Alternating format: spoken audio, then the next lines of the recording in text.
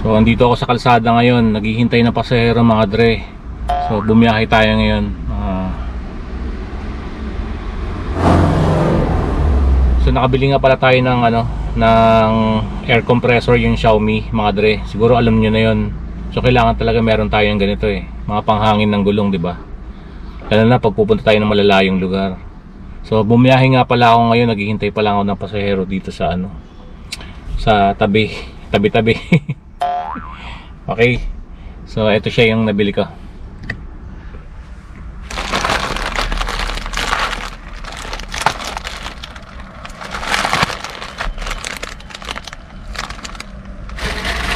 Open na natin to.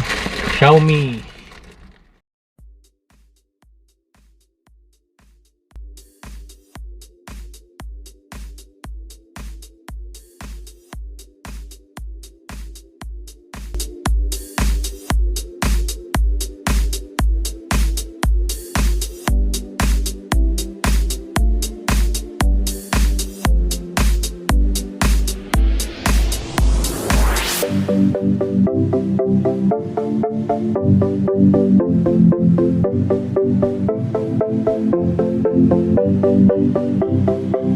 Medyo matagal ko na nabili to. Ngayon ko lang i-unbox to. Siguro mga 2 linggo na nakaraan.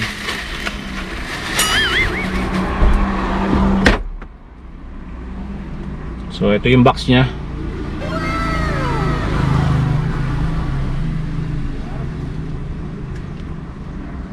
So hindi na tayo masyadong nag-review dito.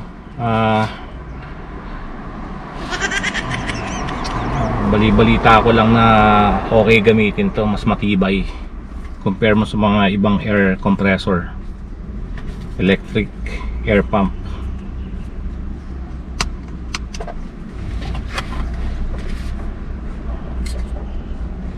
Portable.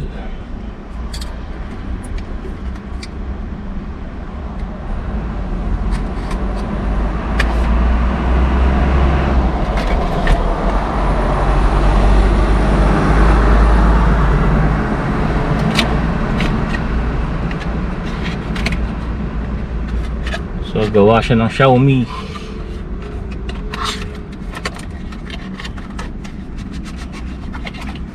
Okay, mga dre.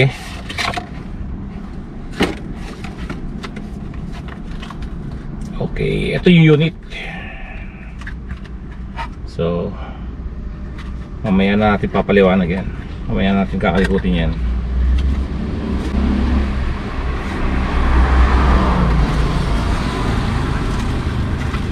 So may kasama siyang charging cable. Kailangan natin ito mga dre. So sealed na sealed po. Tapos sa loob nito kasama ng charging cable yung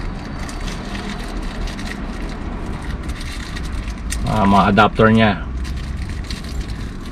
So ito yung sa mga bola, ganun. Paano masabi? So wala tayong bola, tsaka na yan. So manual, paano pag-operate. Tapos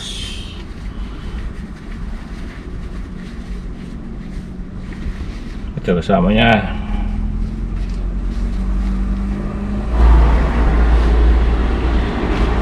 Okay. So ito yung unit.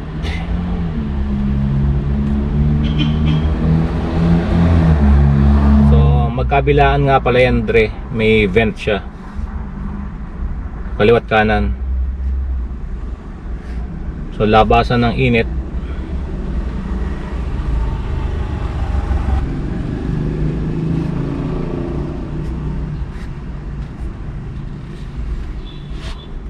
So bagong bago.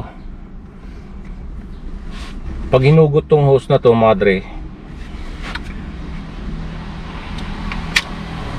hinugot to mga dre yung hose, automatic siya mag-on. Makita nyo mag-automatic on siya. Tapos yung sa taas yung positive, adjust nyo lang kung ilang PSI ang kailangan nyo i-inflate. Sa akin 32 yung harapan ko 32. So pag na-reach niya yung 32, automatic siya mag-stop. So ganun lang kasimple mga dre. So ang bilis niya siguro mga ano lang yun, from 23, 22 or 23 yung ano ko, yung hangin ng gulong ko. So sinet ko siya sa ano 32 PSI. Nasa ano lang yon, less than 5 minutes, mga ganun lang. Siguro nasa 3 minutes lang. Tapos hindi pa siya ganun kainit. Wala siyang ano, halos wala siyang init eh. Konting-konti lang mga dre. Kaya nito 4 na gulong. Hindi ko lang alam sa mga SUV kung ilang gulong kakayanin nito. So tara, let's mga dre, try natin. Okay. Ay. So set natin to mga dre ng ano, ng 32.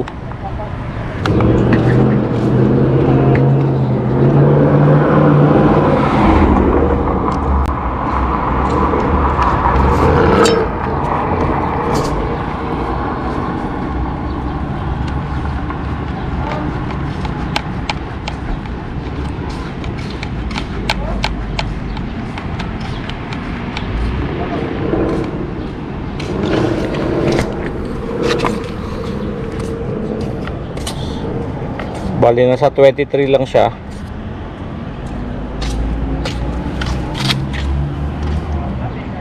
Nasa 23 lang siya mga dre. So kailangan natin gawing 32. So yung ano, yung gulong ko medyo flat na. 23 lang siya eh.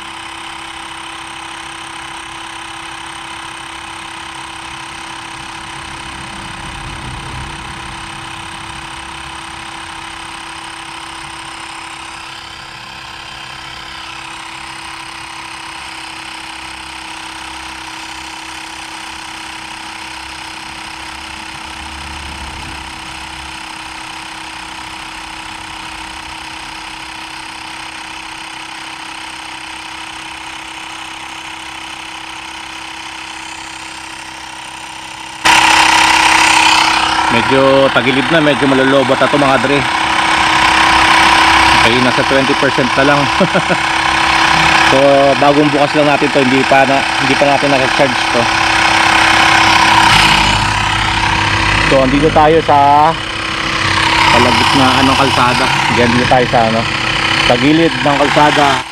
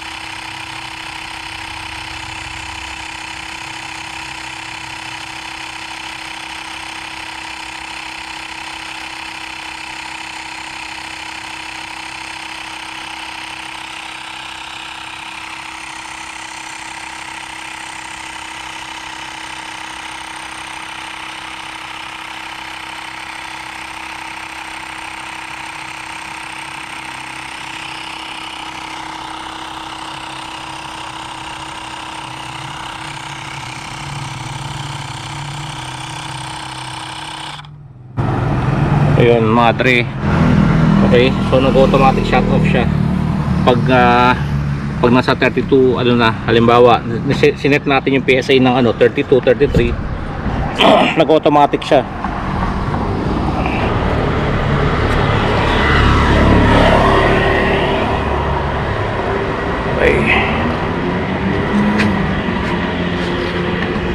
So yun nga mga eksena mga dre.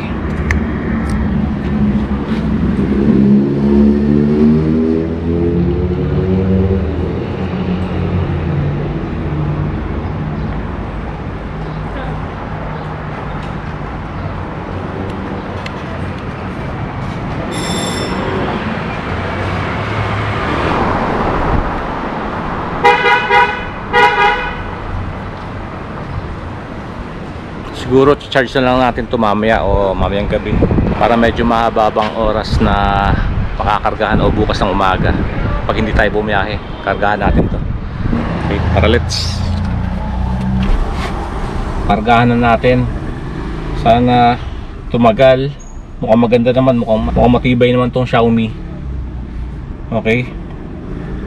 So ingatan na lang natin sa paggamit.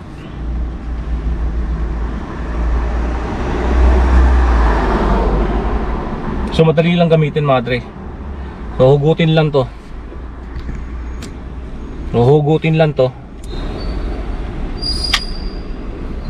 Ayun nga mga dre, malulobat na siya. So tagilid na. So kagandahan nito, pwede mong dalhin, saka hindi siya ganun hindi siya ganun kabigat. Siguro kasing bigat lang nito yung yung dala kang tubig. Ayan. Hindi. Magang lang siya mga dre, pero talagang hindi naman siya sobrang gang, hindi naman siya sobrang bigat, tamang-tama lang. So ito yung ko. Ito yung kamay ko. O, di ba? So ganyan siya kataba.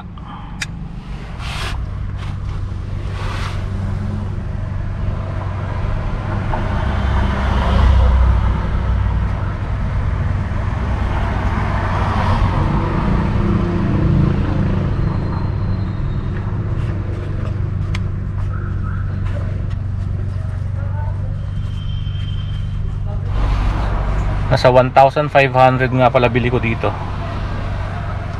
Inabot lang siguro ng kalimutan ko na, isang linggo or 2 linggo inabot bago ma-deliver sa bahay.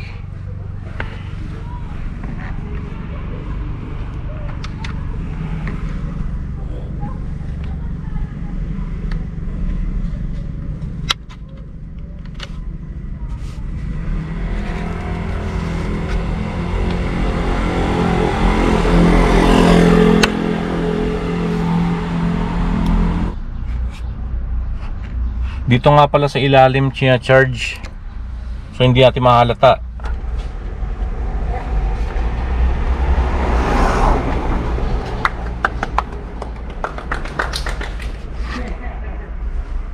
So tsaka na natin tanggalin tong plastic. Plastic bagong bago.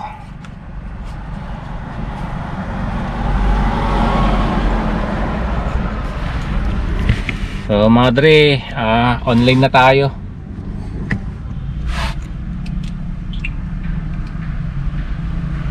Nag-off muna ako sa Grab. So ngayon pa lang tayo mag-accept ng booking.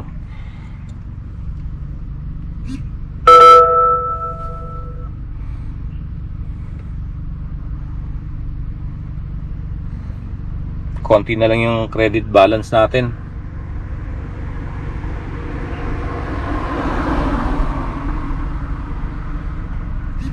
So na lang makukuha na natin yung incentive na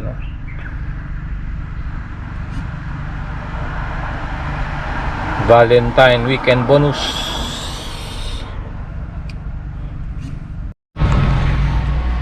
Yun nga mga dre, dahil lang pinakita ko lang sa inyo yung nabili nating so okay naman. So naghihintay tayo ng pasahero. Kaka-online ko pa lang ng Grab. Inano ko muna kasi in-off ko muna yung Grab kasi baka bigla may pumasok na booking, hindi natin ma-accept kasi doon tayo sa labas, naghahangin tayo ng gulong. Siguro kahit na malalaking gulong kaya na to. Basta i-fully charge nyo lang. So yun mga dre, kita-kits tayo mga dre next time. God bless. Hanggang sa muli.